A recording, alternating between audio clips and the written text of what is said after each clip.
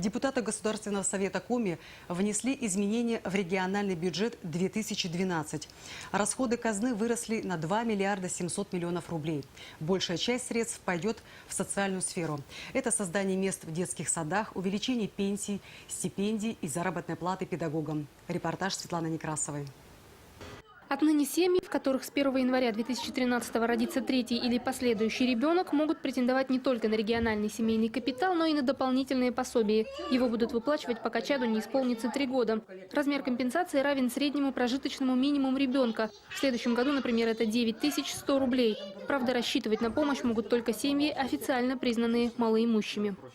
Если в семье рождается третий ребенок и доход на данный момент в семье составляет ниже 39 700 рублей при 2 родителях или 31 тысячи рублей при одном родителе, к примеру, маме, в таком случае эти семьи подпадут под действие данного закона.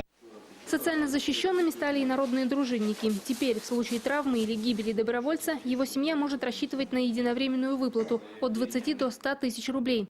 Выплаты, скорее всего, начнутся в следующем году. Пока воспользоваться ими могут не больше 300 человек. Ряды народных дружинников в Коми весьма немногочисленны. Депутаты уверены, закон многое изменит. Во-первых, увеличение количества патрулирующих или участие дружинников. Вот. А во-вторых, там придут люди, которые заинтересованы в том, чтобы их был порядок. Потому чем больше будет людей работать, тем естественно, будет и порядок. Уже тот, кто работает, не пойдет сам хулиганить. Один из ключевых вопросов этой сессии – выборы членов Общественной палаты Коми нового созыва. Свои 10 кандидатур парламентарии утвердили. Спикер Марина Истиховская лично предложила 3 человек. Ученого Дмитрия Несанелиса, он входит в состав нынешней палаты, директора Сыктывкарского лесного института Валентину Жиделеву, в условиях модернизации образования ее опыт и советы могут оказаться весьма кстати, и бизнесмена из Усинска Альмира Бадыкова. Вопросы малого бизнеса палата обсуждает постоянно. Очень бы хотелось уже появления и новых лиц, и не из города Сыктывкара. Вот этот момент, мне кажется, очень важен, потому что мы всегда, в общем-то, эти вопросы обсуждаем с теми, кто живет в самом непосредственно Сыктывкаре и, может быть, где-то не очень владеет какой-то информацией о проблемах в других муниципальных образованиях.